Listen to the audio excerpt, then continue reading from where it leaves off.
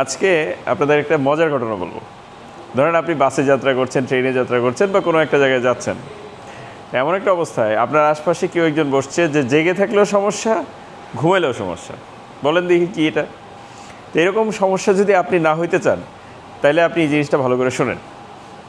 তো দেখেন, আপনি নাক ডাকেন, ভালো কথা, কোনো সমস্যা নেই, নাক ডাকা খুবই ভালো লক্ষণ। সমস্যা হচ্ছে আপনি নাক যখন না ডাকেন তখন আপনি ওয়াজ শোনেন। ওয়াজ মানে হলে ধরেন ওয়াজ শোনেন অথবা লাউড স্পিকারে কারোর সাথে কথা বলতেছেন, কিন্তু আপনি একটা জিনিস মানে নাক ডাকা তো আর আপনার ইচ্ছাকৃত না। কিন্তু সমস্যা হচ্ছে বাকি যেটা আপনি করছেন সেটা তো আপনি ইচ্ছাকৃত করছেন। আপনি লাউড স্পিকারে বন্ধুবান্ধব, অফিস, ফ্যামিলি মেম্বার কারোর সাথে কথা বলছেন, আপনি চারপাশে যে মানুষগুলো আপনার আশপাশে বসে যাচ্ছে সহযাত্রী, এদের কথা আপনি ভাবছেন না। এই ধরনের ঘটনাকে একটা চমৎকার নাম দেওয়া যায়, সেটার বাংলায় বলে ইতর, ইংরেজিতে স্টুপিডিটি। Don't do this.